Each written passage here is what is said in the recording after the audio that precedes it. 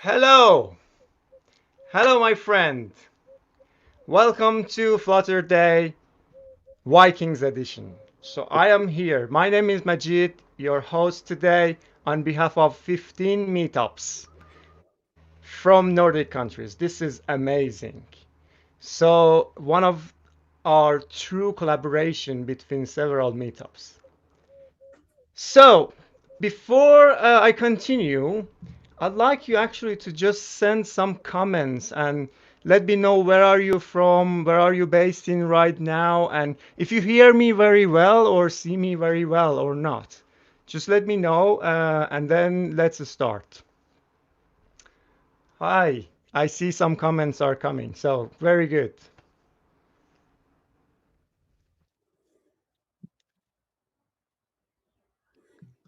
All right, fantastic. So let me tell you about this meetup today first. This meetup is a true collaboration between 15 meetups. I'm pretty sure you've heard about Viking edition of Flutter Day.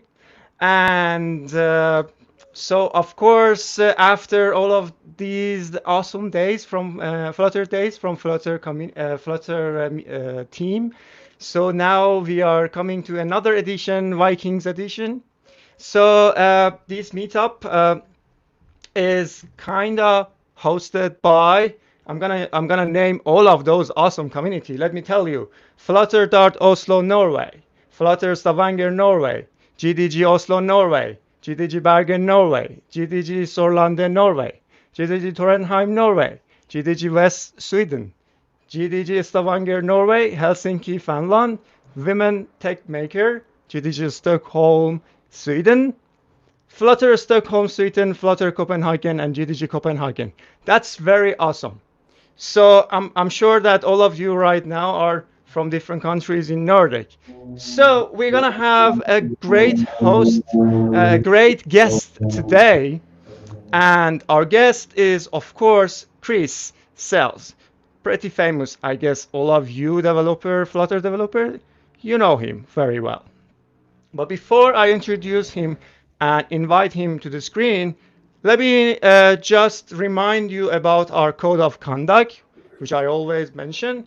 It's very simple: behave very well and respect each other. So please follow that and let's be happy all together. So now let's introduce Chris to the screen. Hi, Hi, Chris. hi. I like the hat. I'm loving that helmet. Fant- Fantastic. So, how are you, Chris? I'm excellent. It's a beautiful sunny day here in Oregon, and I'm very happy to join 15 of your meetups here across all those Nordic countries. I've actually been to Norway, and I've been to Sweden, and both Finland and Copenhagen are on my list. Fantastic, fantastic. So you know us pretty well then. You've been here.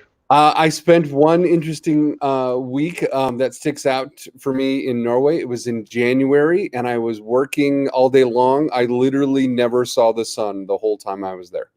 Yeah, fantastic, fantastic. So, Chris, we initially had a plan to have some talks, but then I sent out a form and asked people if they have a question or they want to join us, and I got a lot of questions. So then we decided to go through the question with you first, and if we get time, then we can have maybe a talk at the end. Got If we it. don't have enough time, then for sure, so we can have another meetup. So I don't want to keep people waiting. So I'm just going to go through the questions if you are ready for sure. Well, I promise to answer all of the questions so long as one of the acceptable answers is I don't know. Fantastic. So I'm sure you can answer all of these questions for sure. But let me also tell our audiences right now. You can also write your question right now in the comment. I will grab them and ask from Chris.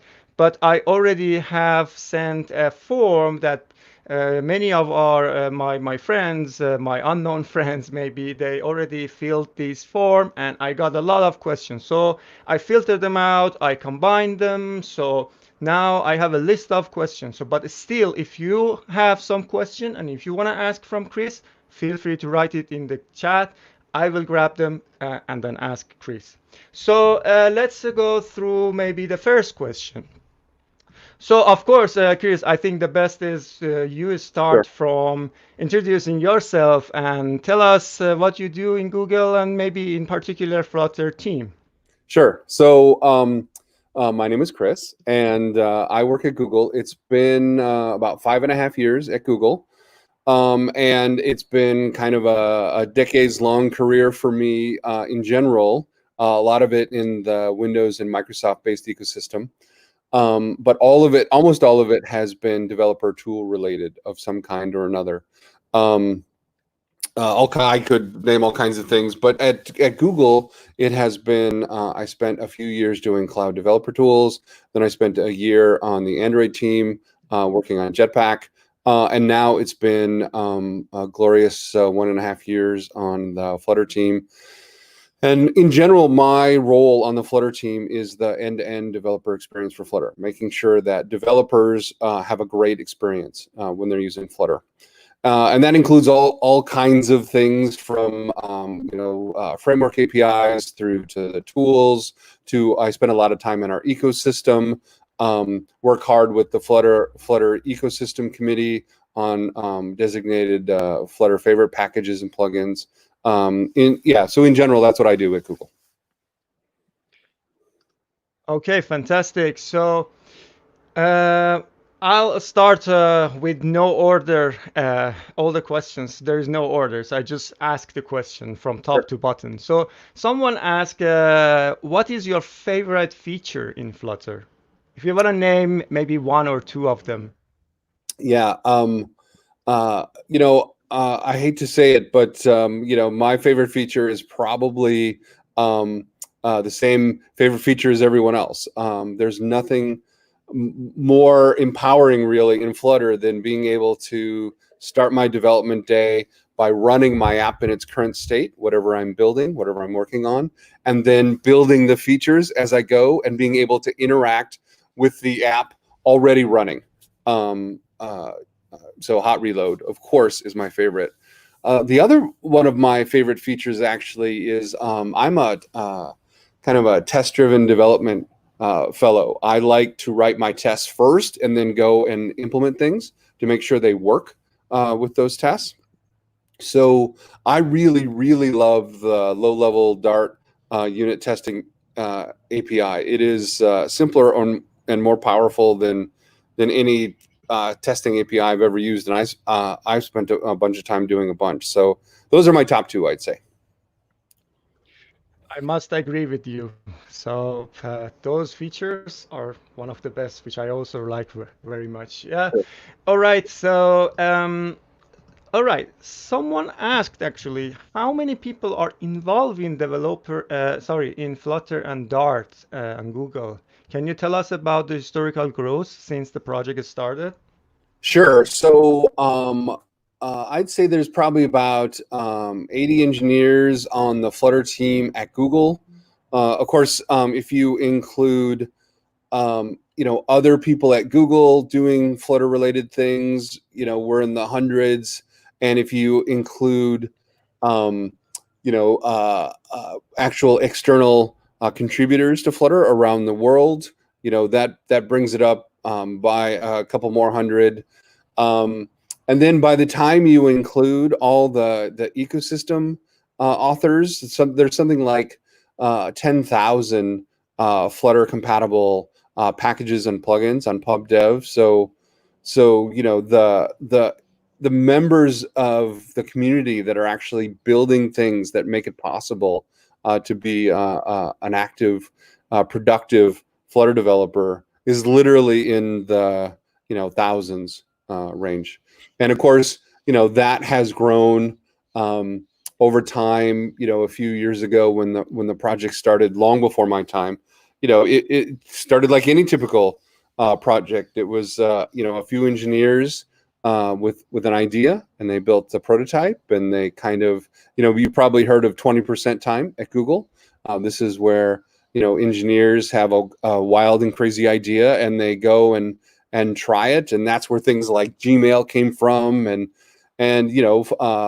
Flutter was a wild idea, and somebody decided to kind of look at the rendering engine in Chrome, and they looked at all of the stuff that was in there for doing 25 years of hacks to make HTML work no matter how old it was and what features it was using or not using, and how malformed it was, and said, what can we do to improve?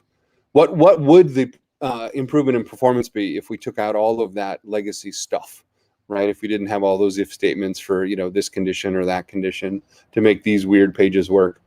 And they found that they were orders of magnitude faster when they took out all that backwards compatibility. But now they had an artifact they couldn't actually use to render the web.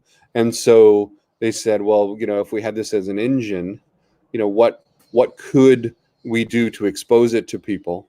And that's where that team decided to adopt Dart, and the whole Flutter framework flowed from that.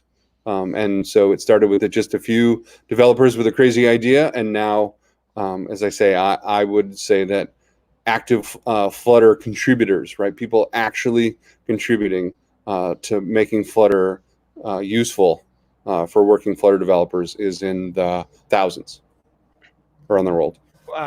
Wow, it's such amazing numbers. Sure. Okay. Well, we have another question, Chris, that we had WWDC 2020, and Yep. every year we hear a lot of new updates and stuff from Apple, especially to Apple's OS like iOS or Mac OS. And the question is like how fast Flutter team can adopt those changes. Or like for instance, this year we've heard about new CPU, or we need to compile apps again, and those stuff, or new things that coming to Mac OS or iOS. So developers are wondering like how fast can we get access to those new feature, or how Flutter team can be kinda can they adopt these stuff and provide solutions to us as a Flutter developer? Sure. So the job of the core of the Flutter team at Google is always about robustness, quality. Right now, we have multiple platforms that we're working on, but 2 are in production, both Android and iOS. And so, iOS 14, Android 11, right? These are core goals for the Flutter team to make sure that Flutter continues to provide a fantastic experience, both from a development and a runtime point of view for these operating systems as they're released. And so, like any developer who's adopting these technologies early to make sure that their code works, we do the same. When iOS 14 beta, when Android 11 beta, or in general, when any of those operating systems enter into beta, we pick them up as soon as possible. We spend a bunch of time poring over the specs, understanding how these new features could affect Flutter developers, and making sure that we make our SDK work with the new development tools, that it targets the new CPUs. And so in general, what we try to do with these new beta operating systems is as soon as they're in release, we have a stable build that supports them right away. That's always our plan. And we always do. We have a long history with Flutter since the release of making sure that we support these new versions of the operating system. Now, sometimes various features come along afterwards. For example, iOS 13 was a big release when it comes to UI changes. So we had support out of the box when iOS 13 was released for Flutter developers that wanted to target those operating systems. That operating system. But when it came to some of the new widgets and the new ways that those widgets worked, pixel for pixel perfection, that took us a few months. That was a particularly big release for us, and it included a lot of dark mode support. That was a big deal for us. But in general, our goal is always to make it available on day one. And when it comes to new features, we try to evaluate those and make sure that it makes sense for Flutter. Other ways to package and ship apps, which iOS 14 has. We're evaluating how much of a role Flutter can play in those areas, always with the idea of making sure that Flutter developers can get their code all the places that they want to. Fantastic.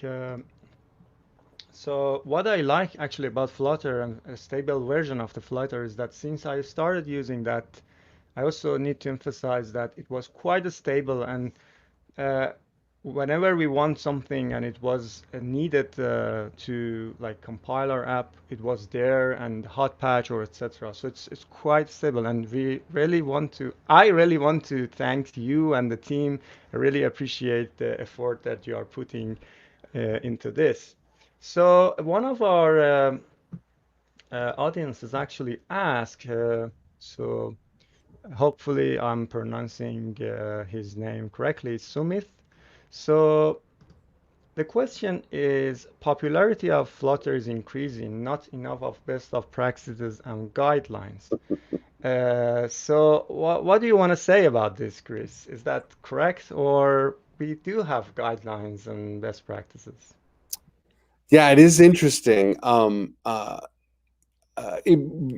As stable and capable as Flutter is, we've only been in production mode for about a year and a half, and Flutter is a new thing. It's a new way of doing things. It's a new way to write your apps. It's a new way to get your apps running great on multi-platforms.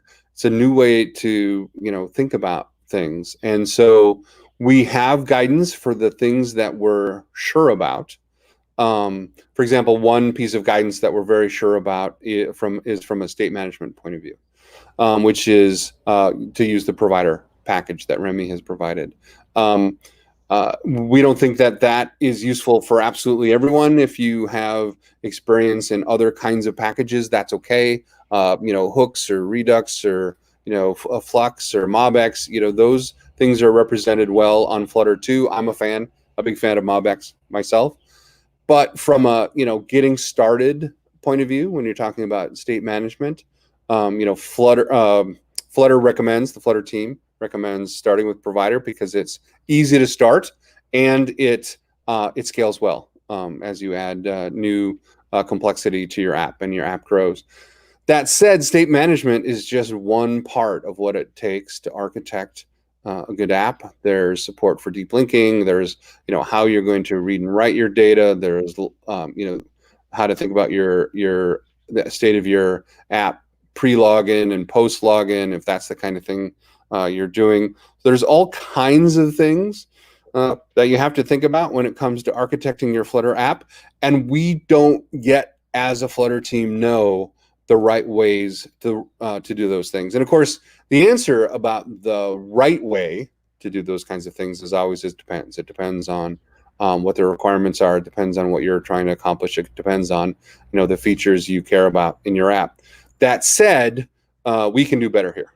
We can do a better job. The Counter app was very well crafted from an education point of view. Here's how to think about Flutter and the elements of Flutter. Here's how to think about Dart.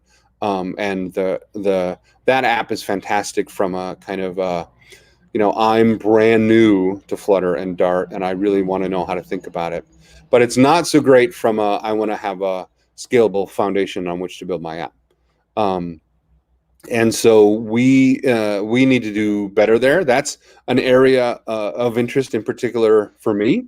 That is something I'm always looking at. What more can we help people do? What prescriptive guidance can we provide them when it comes to the best way to structure your app. I myself experiment with different kinds of things. I haven't yet figured out what I think is the right way to architect an app in general, a modern app. But I'm very interested in that topic, and I want us to do better here. So if somebody has an idea of how they think an app should be structured in Flutter to make it a solid foundation to build on, that's something I would love to hear from the community about, because I think you're right. I think we can do better here. Fantastic.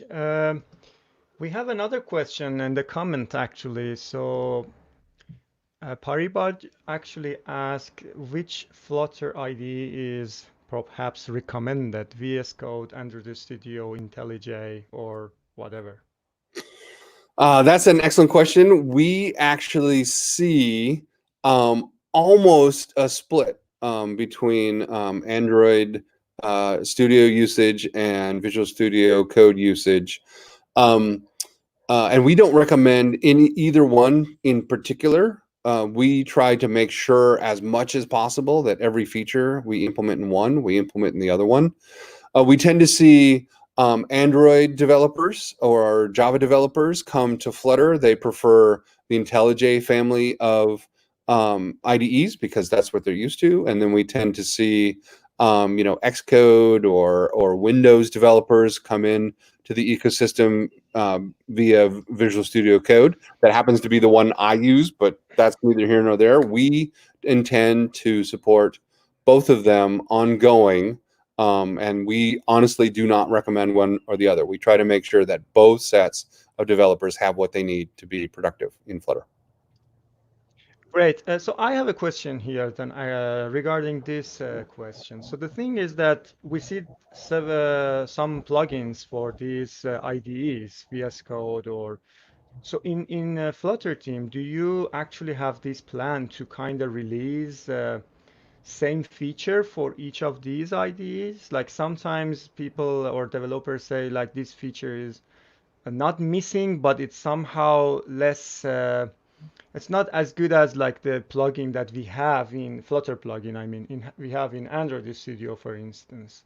So how do you plan that? How do you actually work with that?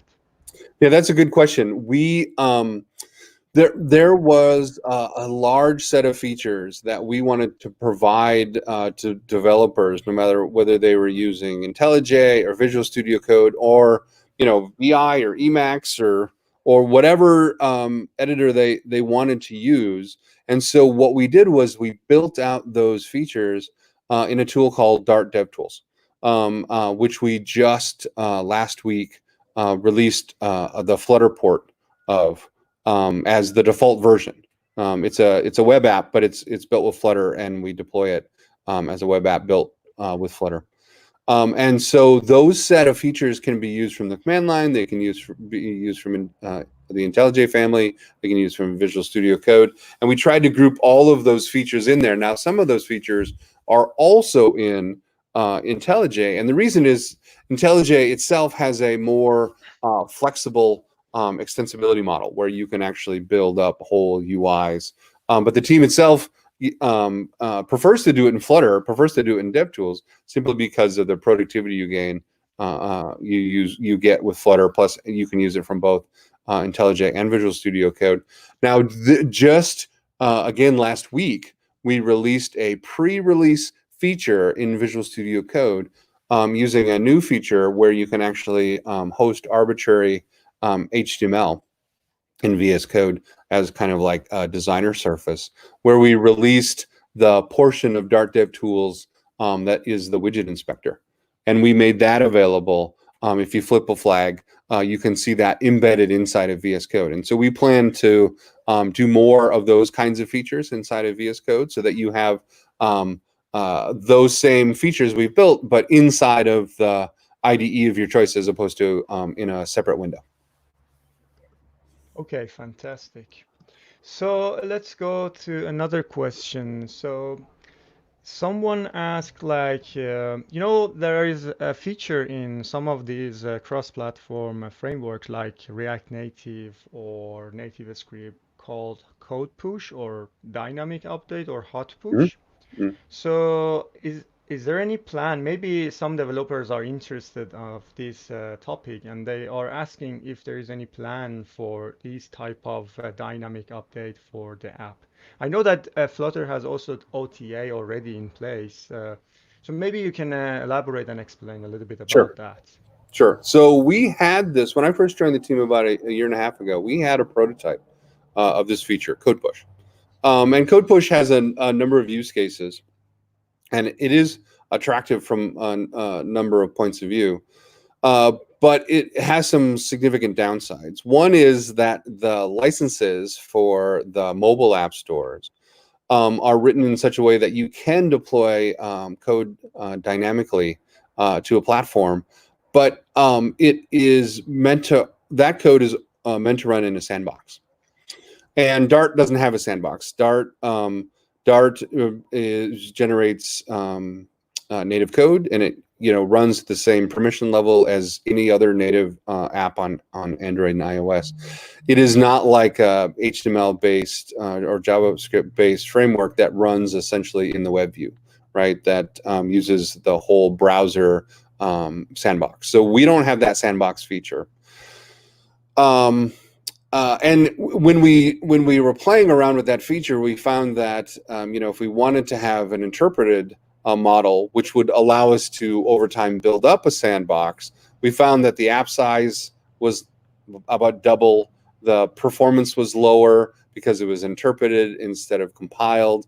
We just were not happy with the performance of the feature. But even worse than that was if we were going to enable people to start pushing those kinds of dynamic code updates, we would need a whole security system in place to check for malware and worry about man-in-the-middle attacks. And it just becomes, it opens up a security problem that wasn't our area of expertise to solve. And in fact, we can leverage the app stores that already provide over-the-air updates for Flutter apps on any platform that Flutter supports, as well as those security checks and the secure deployment and minimal updates to only push the changes in your app. And that's one of the services that app stores already provide. So if that's the kind of thing you want in your app, then I recommend the app stores, which are all becoming kind of more and more seamless over time. That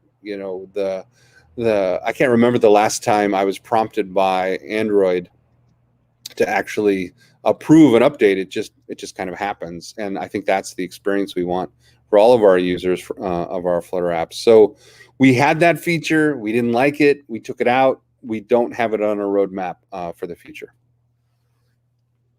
Okay, great. So another question, someone asked about ETA for Flutter support on watchOS or type of like supporting in general TV OS or watches. Is there any plan or anything that we need to you can tell us right now? That's a good question, and it's a question I get fairly regularly. Right now, we are up to 6 platforms for Flutter. 2 mobile, the web, 3 desktop platforms. That's a lot of platforms for us to support. And in general, Flutter wasn't really built as a cross-platform UI toolkit. What it was built as was a UI toolkit so that you could build the best possible app for every single one of the platforms you're targeting. And 6 is already a lot for us, and we picked those 6 as having the largest end user base. So as a developer, you can get your apps into the most possible users. But the long tail of places where Flutter could run, Flutter is fundamentally a UI engine that can be made to run anywhere. We have something we call the embedding API, and we've implemented it for all the platforms that we support. But we talk to customers all the time that are implementing their own host for Flutter, their own embedding API to make it run on other embedded systems. You could imagine anywhere where pixels move that you want Flutter to run, watches and televisions and cars and panels and airplanes and pretty much, billboard signs, anywhere that there's pixels moving. But the reality is that the team at Google itself can't possibly support the long tail of all of these operating systems. So that's somewhere where we would really love to work with the community on them supporting their favorite operating system with Flutter and provide advice and guidance and whatever features that we need to work with them on to help make sure that it can target these other platforms. This isn't something that we have on our roadmap specifically, but it is something we often work with customers on, and something we continue to want to work with the community on. Fantastic. So I got actually one question right now in the comment, which I also received in the forum a lot. So, and the question is, probably you've got this question several times. How committed is Google to Flutter development? Is there any likelihood the big like G will shut it down or something like that? Yeah, I do get this question a lot. Google, for some reason, unfairly, I think, has gotten a reputation for being somehow more aggressive than other companies in terms of shutting down technologies that don't have users, that aren't meeting their goals, that aren't popular. Every company does this. Every one of the big software vendors does this, and they have to, because there's only so many engineers available. There's only so many things that they can work on, and so Google does that. Every one of the big software vendors does that. That said, Flutter is not going to be on that list. For my lifetime, as far as I can tell. Or the reason is because not only are we seeing just huge uptake in Flutter around the world. In 2019, we saw 1 million unique Flutter developers.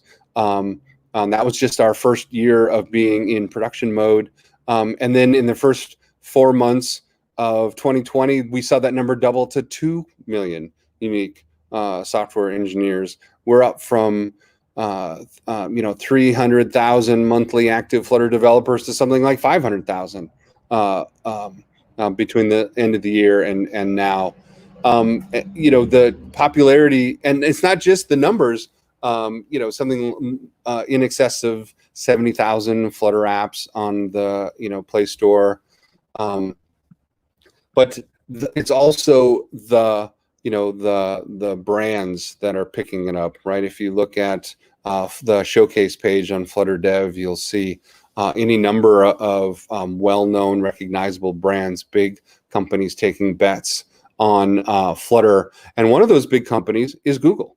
As I mentioned earlier, we have literally hundreds of developers inside of Google using Flutter. And they're using Flutter for the same reason that everyone else does, which is they can build high performance apps in about half the time, that run at native speeds, that have high quality, and they can do it with a single source code base and target multiple platforms. And of course, all of Google's apps need to run like that. And so that's a big productivity win inside of Google. But also some pretty high profile projects are using Flutter. Some I can't mention. Some are still pending and on their way. But things like the Stadia companion app was built completely with Flutter in about 9 months to support both mobile platforms. And of course, the premier, one of the most iconic experiences you get from Google is the Google Assistant. And the best way to experience that is on our smart display, first party and third party devices. And all of those apps we started with one prototype Flutter app running on those smart displays, and now all those apps are built with Flutter. There is just no way that Google is walking away from Flutter anytime. Anytime soon, at least. All right, very good. Another question someone asked about permanent notification for Flutter. I'm not sure if I get this question, but if you know what the question is, perhaps you may answer it. If not, I can move on to the next question. Well, I'm not sure what the permanent word here means, but certainly there's a couple of different kinds of notifications that we do for Flutter. One is local notifications. Your app just wants to, pop up something for the user, and that brings them back into the app if they've gone to a different part of their experience. The other is, with messaging, right? Some server on the internet wants to send a message to the phone, and it's a Flutter app that wants to handle it, right? That wants to support it. We support both of those. One is, I very much recommend the local notifications package that you'll find on pub.dev. It's very high quality. In fact, we're just chasing down an issue or two. I expect it to be awarded Flutter favorite here pretty quickly. It's very high quality. The other one is the Firebase messaging. And it's actually the interaction between Firebase Cloud messaging that enables the, over the internet that, of course, we support, and the local notifications where notifications can only be handled by one or the other and not both. This is the issue we're tracking down now. And when that happens, then you'll be able to mix and match both of them without any trouble. And again, I think that is the one issue standing in the way of a Flutter favorite there for local notifications. So that's already pretty good, already a supported experience in Flutter, and we're working to make it better. Fantastic. Also, another question is that the action buttons in notification bar not possible with Flutter. So is there any plan to support that, or so that one I don't know off the top of my head. If this is, I assume that's already an issue in our issue database. If someone wants to send that to me, I'll take a look at it. That's totally fine. Feel free to reach out via email or Twitter or Slack or Discord, or I'm on all the places. So feel free to send me that issue, and I'll follow up with you. But I don't. That's one I don't have the status of off the top of my head. Okay. Also, we have another question. Is that 3 tips for beginners on Flutter? Sure. What is your recommendation? Sure. That's fine. My first tip is always with any new technology is when you sit down to use it, it's good to use the tutorials and read through the hello world and watch some videos, and honestly, the developer relations and docs team on the Flutter team is the best I've had the opportunity to work with in a long career on developer tools. The docs on Flutter Dev are fantastic. The videos they put up on the YouTube channel are fantastic. I definitely recommend, and then the community itself has. I'm always learning things about Flutter by seeing what the various blog posts and packages, and it's amazing to me what the Flutter community is doing. So tip number one. Take a look at the getting started materials. That's a great place to start. And then tip number 2 is really build something you care about. I mean, once you've got some idea of the basics, I would build something that actually matters to you, that actually you would install on your phone and run on a daily basis, or that you would want to ship to the app stores, or that you would want to actually use in your life. Build something you care about, and the reason that matters so much is it's easy to build like a hello world app with any new technology, but it's hard to really know, dot all the I's and cross all the T's and get all the details right. And it's when you dig into the details. One of the things that I've noticed in my year and a half as a Flutter developer is that the more I dig into the details, the more I appreciate what's actually in there, right? The unit testing for Dart is fantastic. And that's not something I got into until I got past the Hello Worlds and I started building something that really mattered to me, that it worked. And the deeper you go and the more you appreciate the factoring of the APIs and really understand, how layout works and use the, Dart dev tools, debugging tools to figure out why, things aren't laying out the way you expect, or, why you're having a performance problem. All of those are fantastic. So I would definitely build something that matters to you, build something that you care about finishing. And then the third thing I would say is once you've got some of that knowledge, you've read some of the starting materials, you've built an app or two that really matters to you, then some more in-depth training is always great to fill in all the cracks and kind of now you've got a foundation on which to build real knowledge, real learning on top of. And so for that, I very much recommend the Flutter course from App Brewery. We make it available for free. Google subsidizes that, so developers can just take that course for free.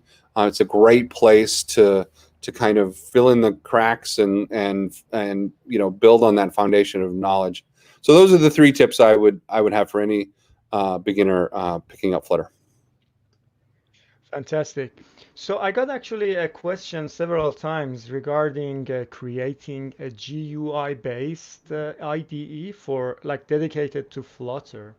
So there is also another question right now in the comment, which I'm going to bring it up, and is that is there any possibility of drag and drop UI functionality in Flutter IDE, or is there any plan to create such a tool? There are some tools like Flutter Studio or some other tools that they are supporting these features. So, but how about Flutter team? Yeah, that's interesting. So we, at the end of last year, we shipped an experimental feature called Hot UI. And the idea with Hot UI was you could actually have a tool for, you see what your widget's going to look like, and you can interact with it directly. I want to set the color, I want to set the font, I want to set the padding, etc. And it would actually be in live sync with your code. And so if you have that view up, and then you go and update your code, the view of your widget would be updated as well. And so that was kind of step one there in terms of that functionality, which we make available in the IntelliJ family.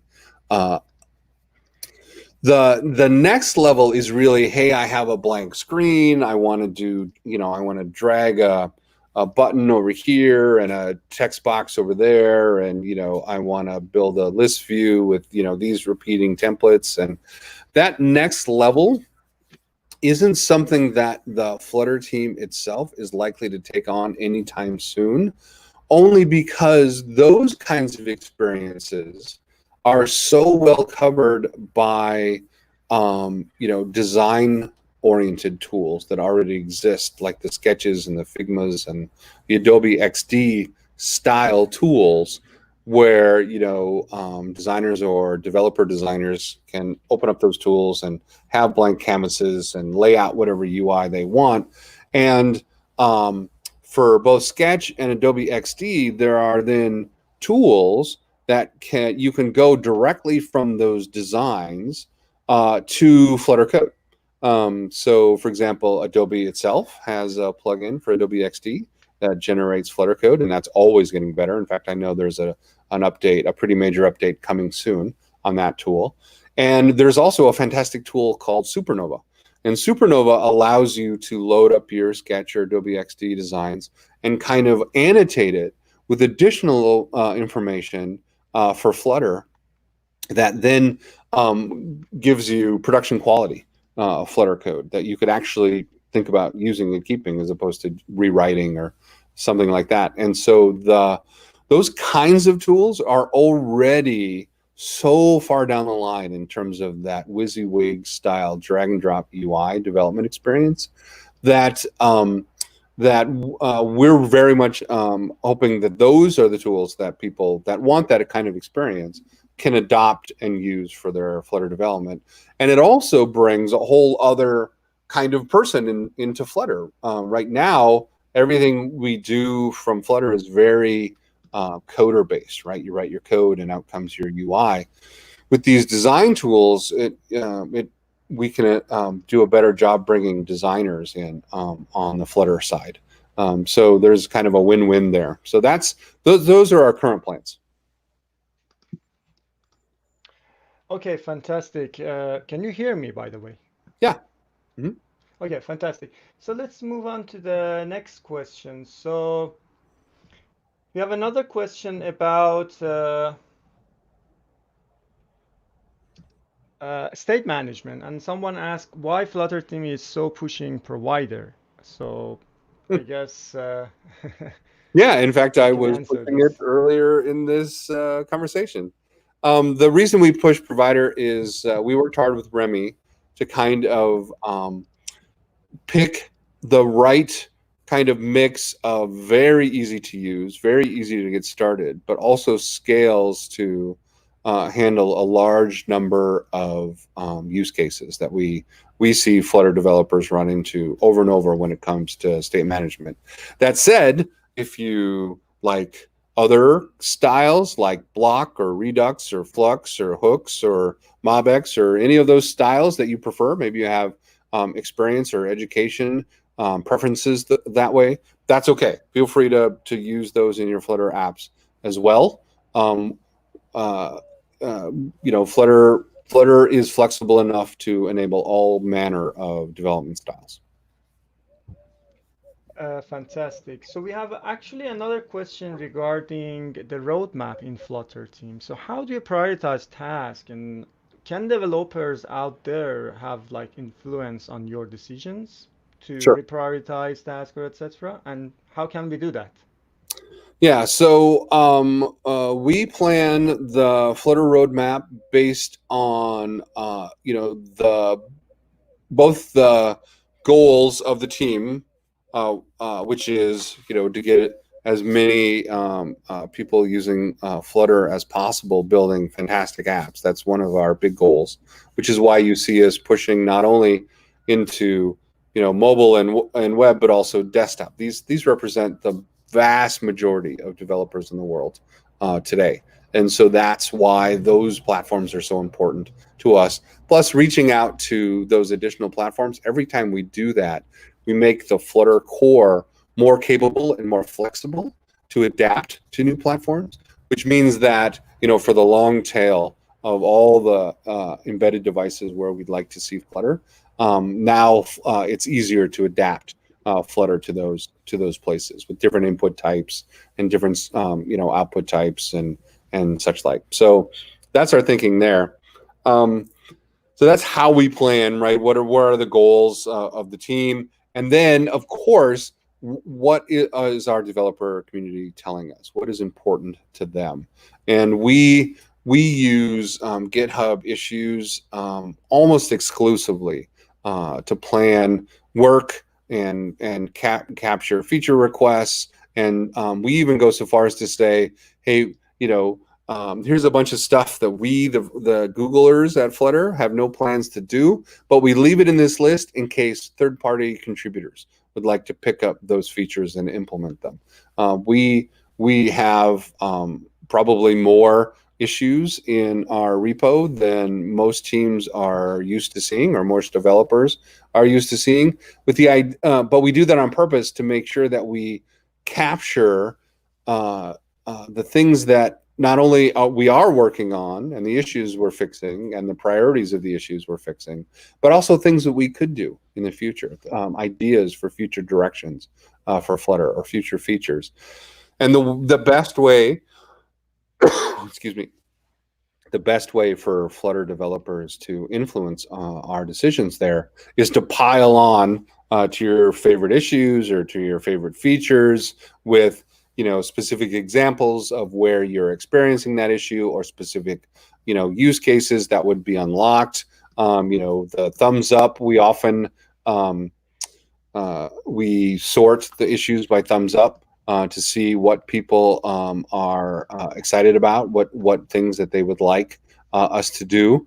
And some of those features take a long time to do. For example, null safety in Dart was one of the features that we've had for a number of years, and it was very highly requested.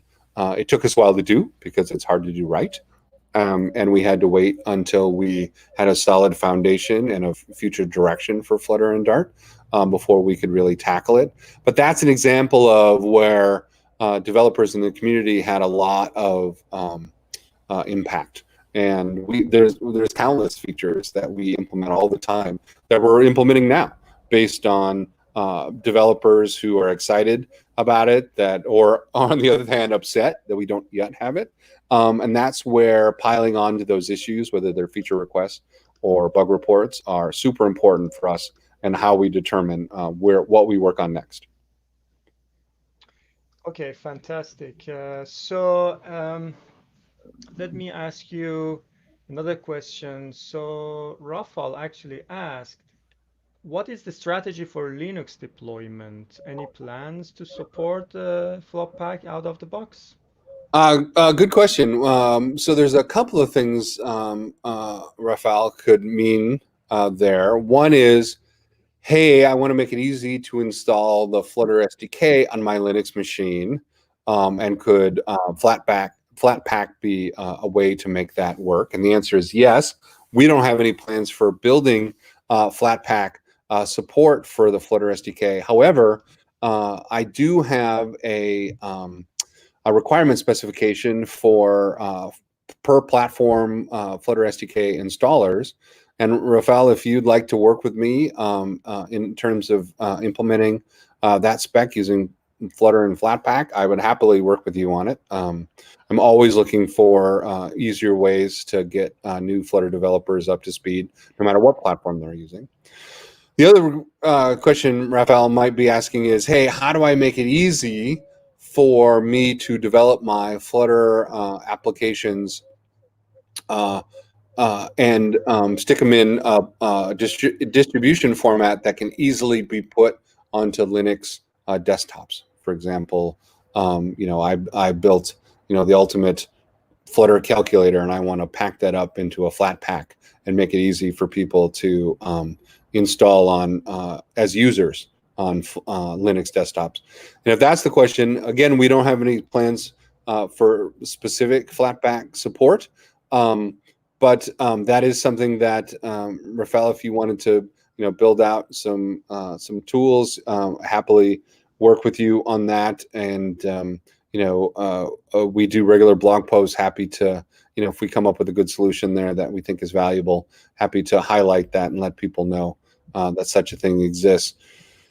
And in general, what is the strategy for Linux development? We intend to continue. I mean, Linux is both important to us as a desktop platform, very important for, as one of the big three desktop platforms that we want to support in terms of Linux desktop apps, as well as continue to support from the point of view of developers who use it to build Flutter apps of all kinds. Of course, Linux is fantastic for building Linux desktop apps as well as for building web apps or mobile apps, and Flutter allows you to build all of those with Linux. I will say that you should stay tuned. We've been working on the Linux shell for a while now, and we will pretty soon have something to say about where we are in that process, and I think a pretty interesting announcement is coming up. So stay tuned there. You heard it here first. Fantastic. So let's go for another question in Flutter Web. When can we expect to have the stable version? Is there any roadmap or anything that we can follow and see like when we can get the latest version? And another thing, another question regarding is regarding Flutter Web is when can we get a better debugging tools for Flutter Web? So like inspection and those kind of things that which normally is the case in the web development. This is a question actually I'm just reading for you. Sure. So those are good questions. Flutter support for web is the next big platform that we plan to bring to stable, right alongside of our two mobile operating systems that we support. Um, uh, I don't have any firm dates, but I would love it if we could have it in some form of stable by the end of the year, if that's possible, or the beginning of next year. We're still quarters away from making that happen. We're spending a lot of time making sure that from a Flutter developer point of view, that we've implemented the features that you need. It's right now, sometimes you write your Flutter code, your Dart code, and it works just fine on desktop, or it works just fine on Android or iOS, and then you run into something that's not implemented yet for web. So we're working on that, and then we're also working hard to make sure that the performance meets our guidelines for targeting the web as a native platform. Again, the goal of Flutter is to make sure that no matter what platform that we support that you're targeting, that it's a fantastic experience, both for the developer and for the user who's using your app. They shouldn't have to care that it's a Flutter app. They should only care that it's a fantastic app, and that's really what we aim at.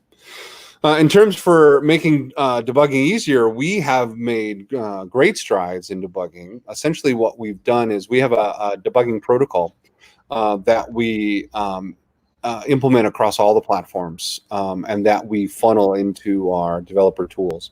And so Dart Dev Tools has debugging capabilities built in. It's got profiling. It's got all kinds of the widget inspector is there, the logging. And we recently added IDE support when you're debugging web, for being able to look at data tips by hovering over various things in the debugger, or enter expressions that can be evaluated based on where you are in the call stack. All of those things are recent additions, so we've been making great strides there. And the debugging protocol is interesting because we provide the mapping because of course it's running when you debug in Chrome. And Chrome itself has a debugging protocol and a set of tools. And in fact, we're very inspired in Dart Dev Tools by the functionalities in the Chrome Dev Tools. But the debugging protocol we implement has to be mapped between the way debugging works on Chrome and the way we do it for Dart and Flutter. And so we have an implementation that does that.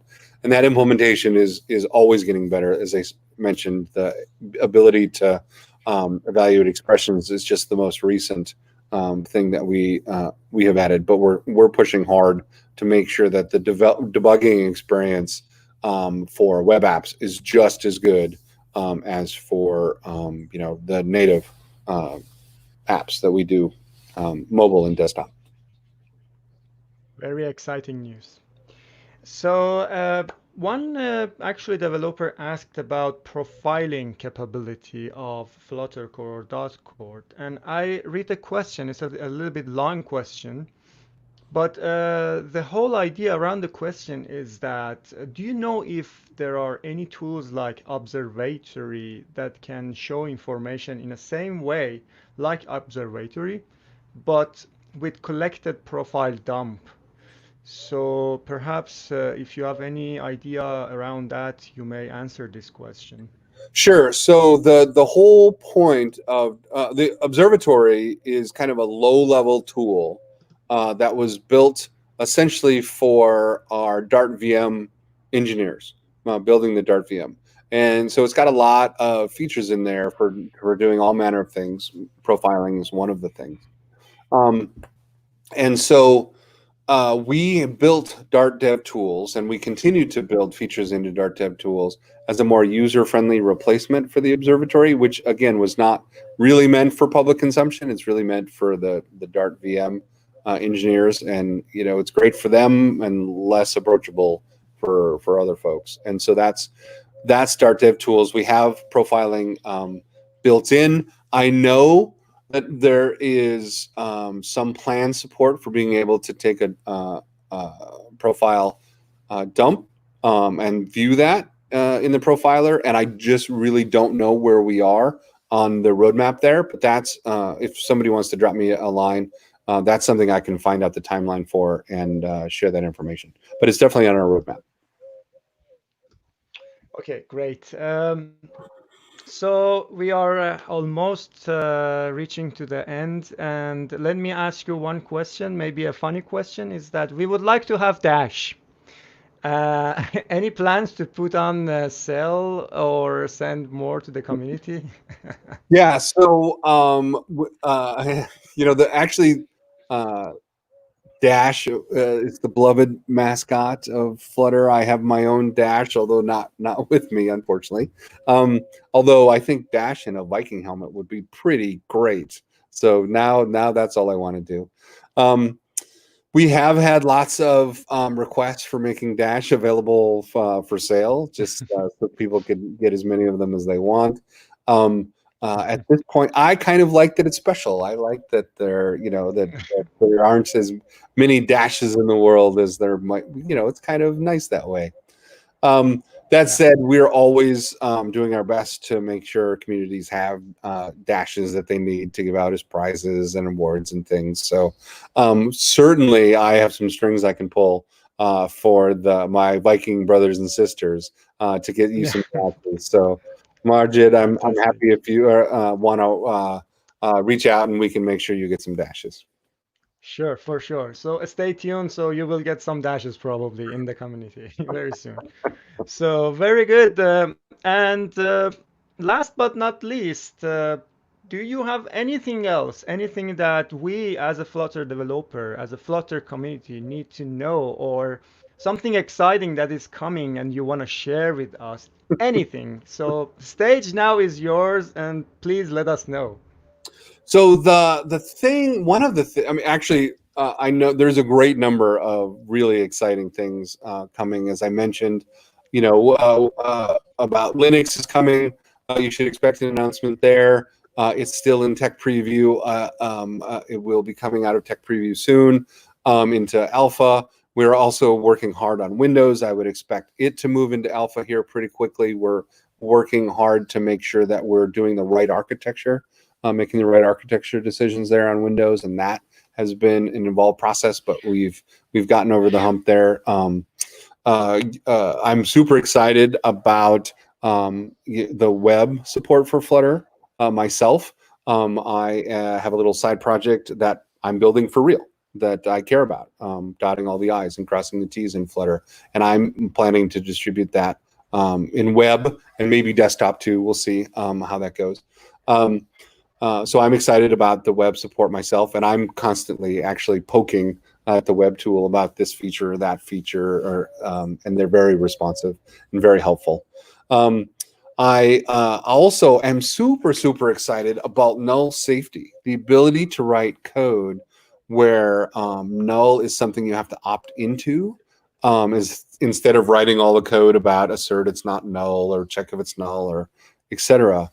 I'm a big fan of static compilation in general, which is how we get the speed and app size we get, because the compiler can throw away a bunch of runtime checks, and null safety allows us to do a whole new class of errors that we can solve, as well as get a whole new class of performance of all these runtime checks we don't have to do. So those are the things that I am excited about.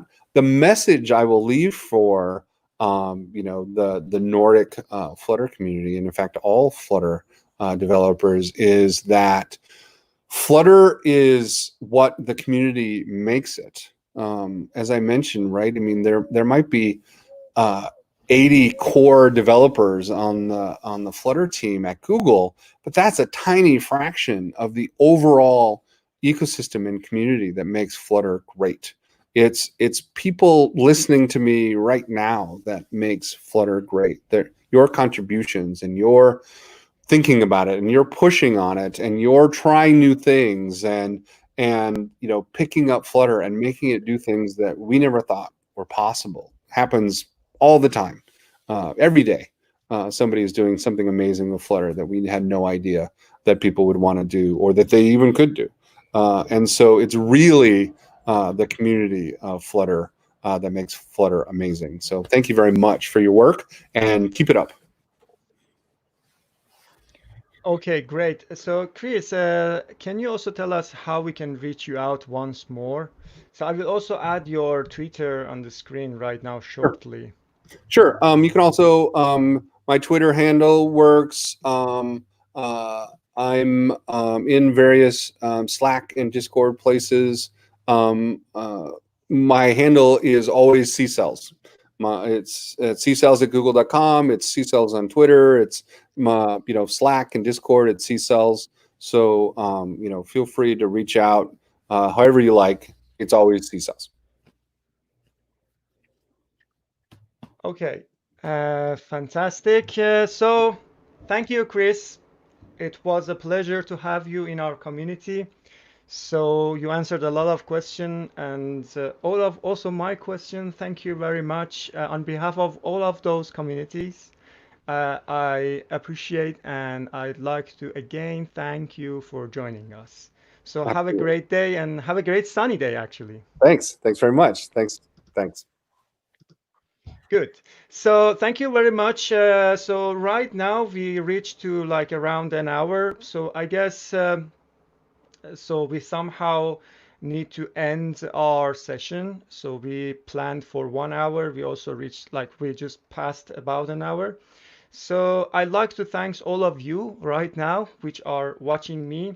Thank you for joining us today. Thank you for asking the question. Please stay tuned, follow your community like Nordic communities or anything. I will post, we will post a lot of other meetups regarding Flutter and technology related to Dart and Flutter. So please stay tuned. And with that said, have a great day. Have a great night. See ya. Bye.